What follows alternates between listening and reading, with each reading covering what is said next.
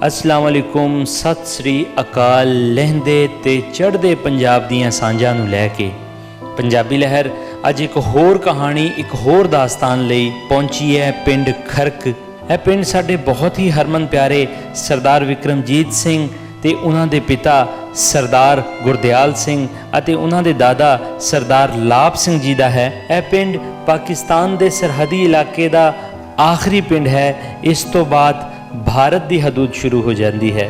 ਹਾਲਾਂਕਿ ਇਹ ਪਿੰਡ ਭਾਰਤ ਤੋਂ ਕੁਝ ਹੀ ਮੀਟਰ ਦੀ ਦੂਰੀ ਉੱਪਰ ਹੈ, ਪਰ ਇਸ ਦਾ ਫਾਸਲਾ ਕਰਦੇ ਕਰਦੇ ਅੱਜ 71 ਵਰ੍ਹੇ ਹੋ ਗਏ ਨੇ। ਪਰ ਆਪਣੇ ਪਿੰਡ ਨੂੰ ਵੇਖਣ ਦੀ ਤਾਂਘ ਅੱਜ ਵੀ ਨਹੀਂ ਮੁੱਕੀ। ਇਸ ਲਈ ਪੰਜਾਬੀ ਲਹਿਰ ਦੂਰੀਆਂ ਦਾ ਫਾਸਲਾ ਕਮ ਕਰਨ ਲਈ ਅੱਜ ਦੀ ਇਹ ਵੀਡੀਓ ਵਿਕਰਮਜੀਤ ਸਿੰਘ ਦੇ ਫੋਰ ਫਾਦਰਸ ਦੇ ਨਾਮ ਕਰਦੀ ਹੈ।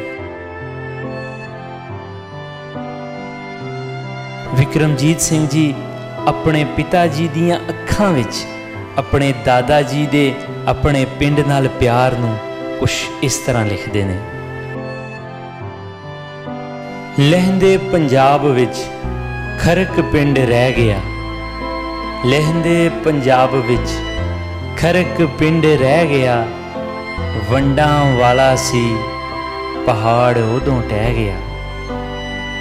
ਬਦਲੇ ਸੀ ਦੌਰ ਬਾਪੂ ਛੱਡਿਆ ਲਾਹੌਰ। ਜਦੋਂ ਗੱਲ ਸੀ ਸੁਣਾਉਂਦਾ ਉਦੋਂ ਅੱਖਾਂ ਭਾਰੇ ਆਉਂਦਾ। ਇੱਕ ਵਾਰ ਜਾਵਾਂ ਉੱਥੇ ਮੱਥਾ ਟੇਕ ਆਵਾਂ। ਮੇਰੇ ਬਾਪੂ ਦੀ ਰੂਹ ਨੂੰ ਕਿਵੇਂ ਦੱਸ ਭੁੱਲਾਂ। ਪਿੰਡ ਖਰਕ ਵਾਲੀ ਜੂਹ ਨੂੰ ਕਿਵੇਂ ਦੱਸ ਭੁੱਲਾਂ।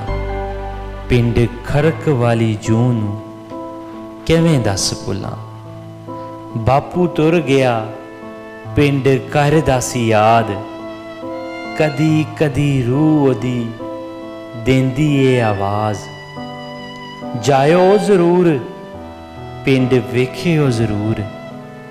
ਮੱਥਾ ਟੇਕ ਆਇਓ ਮੇਰੇ ਪਿੰਡ ਦੇ ਉਹ ਖੂਹ ਨੂੰ ਕਿਵੇਂ ਦੱਸ ਭੁੱਲਾਂ। ਪਿੰਡ ਖਰਕ ਵਾਲੀ ਜੂਹ ਨੂੰ ਕਿਵੇਂ ਦੱਸ ਭੁੱਲਾਂ। ਪਿੰਡ ਖਰਕ ਵਾਲੀ ਜੂਹ ਨੂੰ। ਜਨਾਬ ਨਾਸਿਰ ਢਿੱਲੋਂ ਸਾਹਿਬ ਤੇ ਭੁਪਿੰਦਰ ਸਿੰਘ ਜੀ ਲਵਲੀ ਸਾਹਿਬ, ਸਭ ਤੋਂ ਪਹਿਲਾਂ ਤੁਹਾਡਾ ਧੰਨਵਾਦ ਪੰਜਾਬੀ ਲਹਿਰ ਦੀ ਸਾਰੀ ਟੀਮ ਦਾ, ਜਿਨ੍ਹਾਂ ਕਿ ਸਾਡਾ ਕੁਛ ਸਹਿਯੋਗ ਦਿੱਤਾ। ਮਿਹਰਬਾਨੀ ਜਨਾਬ। ਸਾਡਾ ਲਹਿੰਦੇ ਪੰਜਾਬ ਵਿੱਚ ਪਿੰਡ ਹੈ ਖਰਕ, ਜ਼ਿਲ੍ਹਾ ਲਾਹੌਰ, ਤਹਿਸੀਲ ਲਾਹੌਰ। ਸਾਡੇ ਪਿੰਡ ਦਾ ਡਾਕਖਾਨਾ ਸੀ ਥਹਿਪੁਰਾ, ਜਿਹੜਾ ਕਿ ਸਾਨਕਿਆਂ ਦੇ ਨਜ਼ਦੀਕ ਅਤੇ ਵਾਘੇ ਬਾਰਡਰ ਦੇ ਨਜ਼ਦੀਕ ਹੈ। ਅਤੇ ਉੱਥੇ ਹੀ ਸਾਡੇ ਪਿਤਾ ਜੀ ਸਰਦਾਰ ਗੁਰਦਿਆਲ ਸਿੰਘ ਜੀ, ਦਾਦਾ ਜੀ ਸਰਦਾਰ ਲਾਭ ਸਿੰਘ ਜੀ, ਅਤੇ ਉਹਨਾਂ ਦੇ ਪਿਤਾ ਜੀ ਸਰਦਾਰ ਰਾਮ ਸਿੰਘ ਜੀ, ਜਿਹੜੇ ਸਾਡੇ ਪੜਦਾਦਾ ਜੀ ਸਨ, ਉਹ ਖਰਕਾਂ ਵਿੱਚ ਹੀ ਰਹਿੰਦੇ ਸਨ। ਉਦੋਂ ਬਾਅਦ 1947 ਦੀ ਵੰਡ ਤੋਂ ਬਾਅਦ ਕੁਛ ਚਿਰ ਅਸੀਂ ਆਪਣੇ ਨਾਨਕੇ ਉੱਜੜ ਕੇ ਆਣ ਕੇ ਗੁਰਦਾਸਪੁਰ ਰਹੇ, ਜਿੱਥੋਂ ਦਾ ਮੇਰਾ ਜਨਮ ਹੈ। ਮੇਰੇ ਵੱਡੇ ਭਾਈ ਸਾਹਿਬ 1946 ਵਿੱਚ ਉਹਨਾਂ ਦਾ ਜਨਮ ਖਰਕਾਂ ਵਿੱਚ ਹੋਇਆ ਸੀ। ਉਦੋਂ ਬਾਅਦ ਛੋਟੀ ਮੇਰੇ ਸਿਸਟਰ ਸਨ, ਉਦੋਂ ਬਾਅਦ ਮੇਰਾ ਜਨਮ ਹੋਇਆ। ਮੇਰੇ ਜਨਮ ਤੋਂ ਬਾਅਦ ਸਾਨੂੰ ਜ਼ਮੀਨ ਅਲਾਟ ਹੋਈ ਅਬੋਹਰ ਦੇ ਨਜ਼ਦੀਕ ਪਿੰਡ ਆਲਮਗੜ੍ਹ ਵਿੱਚ। ਬਹੁਤ ਤੁਹਾਡਾ ਨਾਂ ਕੀ ਆ? ਮੇਰਾ ਨਾਮ ਮੁਹੰਮਦ ਰਫੀਕ। ਤੇ ਆਪਾਂ ਜਿੱਥੇ ਬੈਠੇ ਪਿੰਡ ਦਾ ਨਾਂ ਕੀ ਆ? ਖਰਕ। ਤੇ ਤੁਹਾਡੇ ਅੱਬਾ ਜੀ ਦਾ? ਸਰਦਾਰ ਮੁਹੰਮਦ।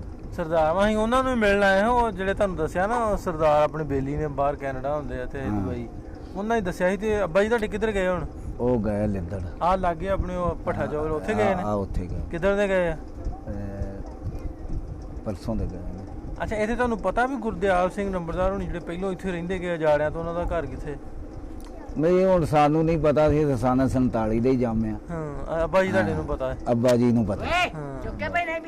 ਅੱਬਾ ਜੀ ਨੂੰ ਪਤਾ ਸਾਰਿਆਂ ਦਾ, ਉਹਨਾਂ ਦਾ, ਕਿਉਂ ਉਹਨਾਂ ਦਾ ਪਿੰਡ ਸੀ ਤੇ ਸਾਡਾ ਵੀ ਨਾਲ ਪਿੰਡ ਸੀ। ਤੇ ਇਹ ਫਿਰ ਉਹ ਇਸ ਕਰਕੇ ਜਾਣਦੇ ਸੀ ਇੱਕ ਦੂਜੇ ਨੂੰ। ਅੱਛਾ, ਇਸ ਪਿੰਡ 'ਚ ਹੁਣ ਕਿਹੜੀਆਂ ਬਰਾਦਰੀਆਂ ਬੈਠੀਆਂ ਕੋ ਪਤਾ? ਇੱਥੇ ਜੱਟ ਬਰਾਦਰੀ ਬੈਠੀ ਆ ਤੇ ਕੋਈ ਰਾਈ ਆ। ਕਿੰਨੇ ਕੁ ਘਰ ਹੋਣੇ? ਰਾਈਆਂ ਦੇ ਕੋਈ 2 ਘਰ ਨੇ ਹੂੰ ਤੇ ਜੱਟ ਤੇ ਬਾਕੀ ਸਾਰੇ ਹੀ ਨੇ ਤੇ ਇੱਕ ਘਰ ਗੁਜਰਾਂ ਦਾ। ਅੱਛਾ, ਇੱਕ ਘਰ ਗੁਜਰਾਂ ਦਾ। ਹਾਂ ਠੀਕ ਠੀਕ। ਇਹ ਬਿਲਕੁਲ ਬਾਰਡਰ ਤੇ ਪਿੰਡ ਆ ਆਪਣਾ ਪਿੰਡ ਹਾਂ ਬਿਲਕੁਲ ਬਾਰਡਰ ਦੇ ਉੱਤੇ ਪਿੰਡ। ਲਾਹੌਰ ਦਾ ਆਖਰੀ ਪਿੰਡ ਹੀ ਆ ਫਿਰ ਕੇ। ਆਖਰੀ ਹੋ ਗਿਆ, ਹਾਂ। ਠੀਕ ਆ। ਅਸੀਂ ਜਾਂ ਮਿਲਣਾ ਵਾ ਜਾ ਕੇ, ਹੁਣ ਕੋਸ਼ਿਸ਼ ਕਰਦੇ ਆ। ਇਹਨਾਂ ਨੂੰ ਤਾਂ ਨਹੀਂ ਇਹਨਾਂ ਪਤਾ, ਇਹਨਾਂ ਦੇ ਅੱਬਾ ਜੀ ਜਿਹੜੇ ਉਹ ਜਾਣਦੇ ਆ ਸਾਰੀ ਫੈਮਿਲੀ ਨੂੰ, ਤੇ ਆਪਾਂ ਕੋਸ਼ਿਸ਼ ਕਰਦੇ ਉਹਨਾਂ ਦਾ ਨੰਬਰ ਲੈ ਕੇ ਲੱਦਣਾ 'ਚ ਜਾ ਕੇ ਉਹਨਾਂ ਨੂੰ ਵੀ ਮਿਲ ਕੇ ਆਈਏ।